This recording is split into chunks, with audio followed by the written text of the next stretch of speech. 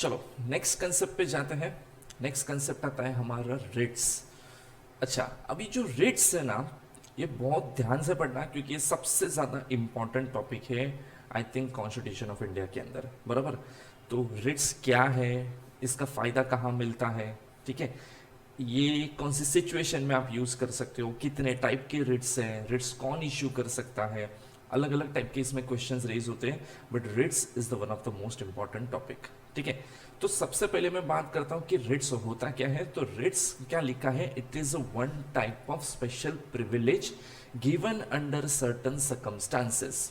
Rates क्या है, एक टाइप का स्पेशल प्रिविलेज है जो एक स्पेशल सर्कमस्टांसेस के अंदर सिटीजन्स ऑफ इंडिया इस पर्टिकुलर बोलते हैं ना बेनिफिट को यूज कर सकते हैं।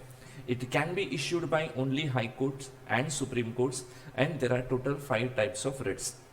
देखो ये चीज याद रखना, अगर रिट्स का बेनिफिट आपको चाहिए तो रिट्स आप या तो सुप्रीम कोर्ट में जा सकते हो रिट्स के लिए, या तो हाई कोर्ट्स में जा सकते हो रिट्स के लिए।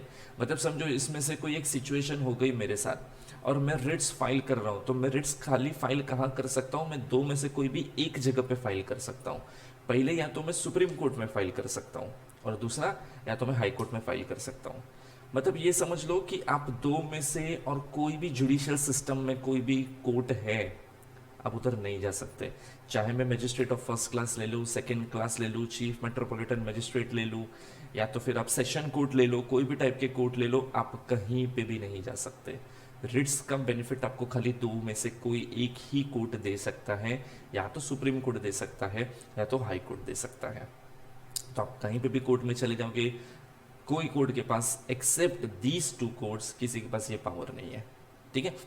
रिट्स है कितने टाइप के, रिट्स टोटल 5 टाइप के हैं। कौन से हैं, तो पहला आता है हेबिस कॉर्पस, सेकंड आता है मेंडमस, थर्ड आता है प्रोहिबिशन, फोर्थ आता है certiorari and the last one is a quo warranto.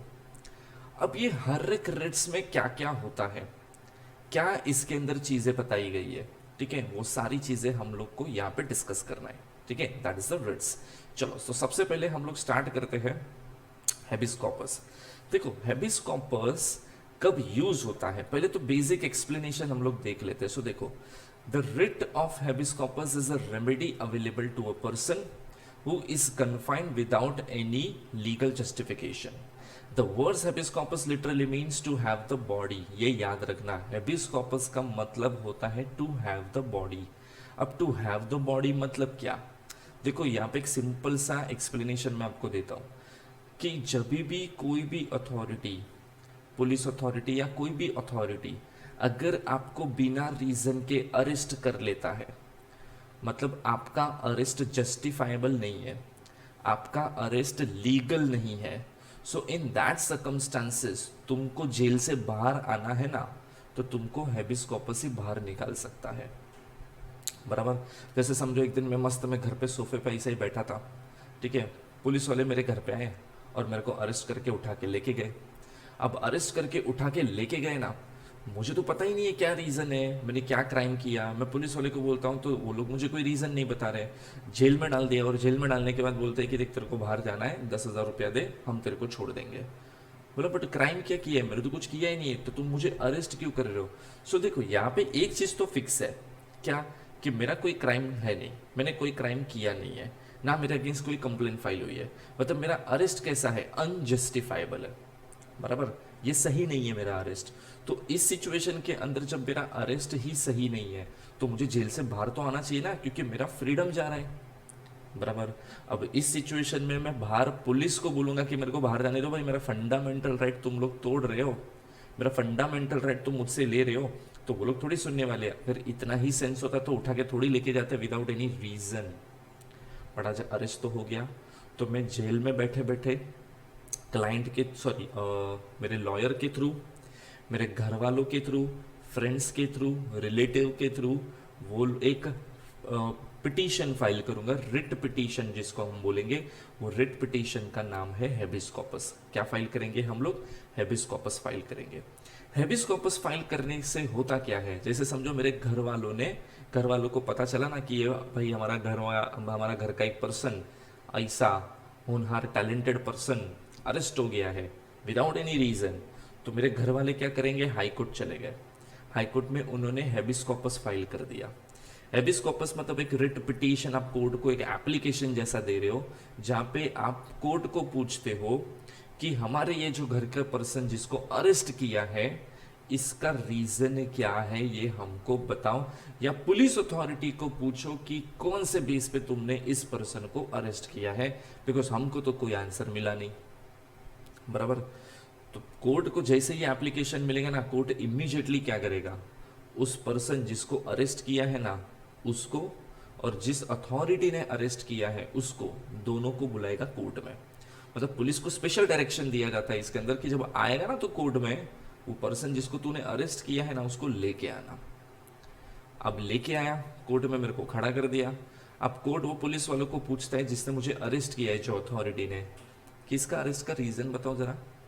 और अगर समझो वो टाइम पे पुलिस अथॉरिटी कोई भी जस्टिफिकेशन देने के लिए अगर कैपेबल नहीं है, they don't have any explanation for that, तो इमीडिएटली कोर्ट क्या डिसीजन देगा, चलो इसको अब्बी के अब्बी छोड़ो, अब्बी के अब्बी। That is means to have the body.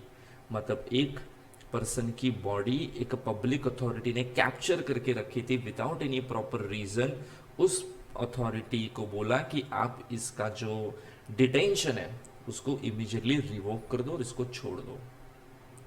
बराबर। इसको बोला जाता है टू हैव द बॉडी। और देखो आज मैं बाहर आया, all thanks to habeas corpus. अगर आपको इसमें डिटेल में देखना है ना, तो आपको अगर एक सजेशन देता हूं कि देयर इज वन मूवी जय भीम करके, आप वो मूवी देखो। आप पूरा 2.5 घंटे का मूवी देखोगे ना, आपको पूरा हैबिस कॉर्पस समझ जाएगा कि what is actually habeas corpus. वहाँ पे भी यही होता है कि जो गरीब लोग हैं उनको पकड़ पकड़ के जेल में डाल देते हैं, और जो बड़े बड़े क्रिमिनल्स है, पॉलिटिशियंस या ऐसे जो बड़े बड़े क्रिमिनल्स है, हाई प्रोफाइल क्रिमिनल्स, उन्होंने क्राइम किया होता है, लेकिन वो क्राइम सब ये गरीबों के ऊपर डाल के उनको जेल के अंदर सड़ा देते हैं। ठीक है। फिर एक पर्सन, एक लॉयर आता है और वो सबको बाहर निकलने में हेल्प करता है। तो ये हैबिस कॉर्पस है। बराबर। देखो, when a prima facie case for the issue of the writs has been made, then the court issue a rule nisi upon the relevant authority to show cause why the writ should not be issued. Court उस authority को पूछेगा क्यों तुम्हारे against हम action ना ले, क्यों तुम्हारे अगेंस्ट ये डिसीजन ना ले कि इसको छोड़ना चाहिए। बताओ, अगर जस्टिफिकेशन है तुम्हारे पास, इस पर्सन को अरेस्ट करने का सही रीजन है, तो तुम अरेस्ट करके रखो, हमको कोई तकलीफ नहीं है। लेकिन तुम फालतू में उसको अरेस्ट करोगे ना, ये हमको नहीं चलेगा। This is in the national order to let the court know on what grounds he has been confined and to set him free if there is no justification for his detention. जैसे मैंने बोला, अगर valid reason police ने दे दिया तो ठीक है, तो अरेस्ट सही है, जस्टिफाइबल है। लेकिन अगर समझो अरेस्ट किया और पुलिस के पास कोई रीजन ही नहीं है, तो इमीडिएटली उसको रिलीज करने के ऑर्डर्स पास हो जाएंगे। This writ has to be obeyed by the detaining authority by producing the person before the court. जो भी कोर्ट ऑर्डर देगा वो डिटेनिंग अथॉरिटी मानेगी। प्लस जब मेरे को कोर्ट जब पुलिस वालों को कोर्ट में बुलाएंगे तो पर्सन जो अरेस्टेड है ना उसको साथ में लेके आना है। Under article 32 and 226 any person can move for this writ to the supreme court and high court respectively. आप दो में से कोई भी कोर्ट में जा सकते हो, ये आपका पावर है। क्लियर? ठीक है। चलो, उसके बाद एक आता है सेकेंड रिट, मेंडमस। अब मेंडमस देखो क्या होता है। So the word mandamus literally means we command, मतलब ये डायरेक्शन देता है, ऐसा करो तो कि तुमको करना है। The writ of the mandamus is a command issued to direct any person, corporation, inferior court or government requiring him or it to do a particular thing specified therein which pertains to his or its office and is further in the nature of public duty. पहले एक दो important चीज सुन लो इसके अंदर। सबसे पहली important चीज mandamus में हमेशा आपको याद रखनी है, एंड दैट इज कि मेंडमस हमेशा पब्लिक अथॉरिटी के अगेंस्ट फाइल होता है। क्या बोला मैंने? मेंडमस हमेशा पब्लिक अथॉरिटी के अगेंस्ट फाइल होता है। ठीक है। हाँ, लेकिन ये भी एक चीज याद रखना है कि जब पब्लिक अथॉरिटी के अगेंस्ट तुम फाइल करते हो ना, इसका मतलब पब्लिक अथॉरिटी उसका एक ड्यूटी है करने का, बट वो नहीं कर रहा है, तो तुम इसके लिए उसके अगेंस्ट मेंडमस फाइल कर रहे हो। जैसे समझो, मैं कोई कोर्ट में गया, ठीक है, कोर्ट में जाके मैंने एक केस फाइल किया, कोर्ट बोलता है तेरा केस नहीं लेंगे। बोला क्यों? बस फालतू केस है ये, क्या केस है, ऐसा थोड़ी होता है। बोला बट ये इंसिडेंट हुआ है मेरे साथ, तो तब फालतू हट नहीं करने का है। अब मेरा केस ये है कि मेरे घर से 200 रुपया चोरी हो गया, तो मैंने कोर्ट में केस कर दिया कि इस पर्सन ने मेरे घर से 200 रुपया चोरी किया है।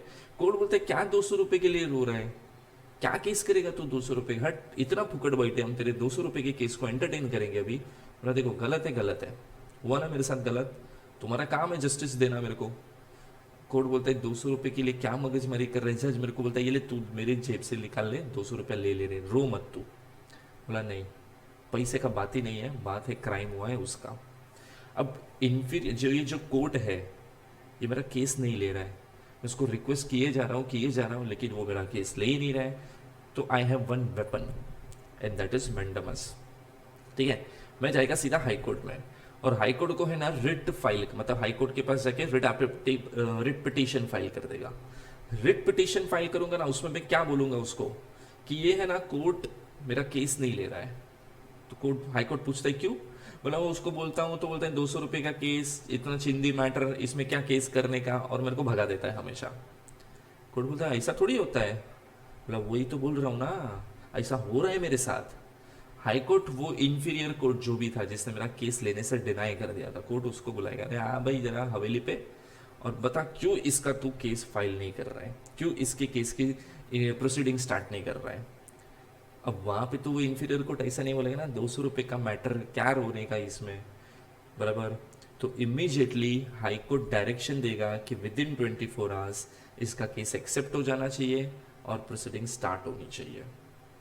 दैट कोर्ट विल डिसाइड कि 24 आवर्स 48 आवर्स जो भी टाइम लिमिट दिया जाता है, बट उतने टाइम के अंदर फिर वो होना चाहिए।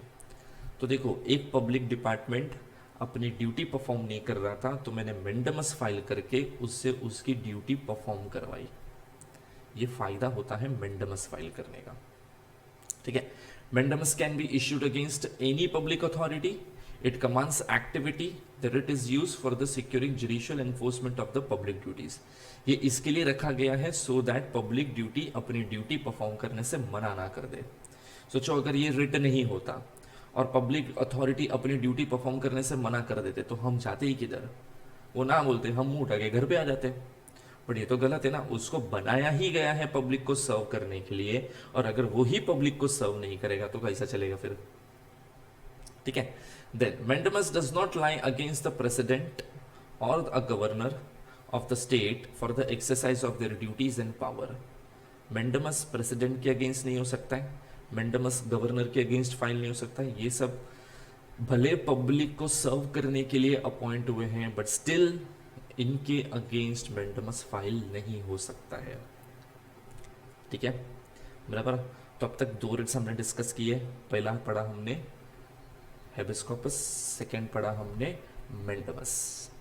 क्लियर यहाँ तक? पहले 2 समझ गए ना सबको? ठीक है, चलो नेक्स्ट थर्ड रिट पे जाते हैं। रिट नंबर 3 आता है हमारा प्रोहिबिशन। क्या है ये? प्रोहिबिशन। सो देखो, a writ of prohibition is issued to an inferior court preventing the latter from usurping a jurisdiction which is not legally vested in it. usurping jurisdiction मतलब jurisdiction से ज्यादा काम करना, ठीक है, जो उसके पास एक्चुअल में है नहीं। When the tribunal acts without or in excess of the jurisdiction or in the violation of the rules or law, a writ of prohibition can be asked for. It is generally issued before the trial of the case. आगे देखते हैं। Well, the mandamus commands activity, prohibition commands inactivity. mandamus में हमने क्या पढ़ा था कि भाई तुम काम करो, ये तुम्हारी ड्यूटी है। मैंडमस उसके लिए फाइल होता है, लेकिन प्रोहिबिशन इससे ऑपोजिट है। प्रोहिबिशन बोलते हैं तू काम मत कर भाई, तेरा काम नहीं है ये, बराबर।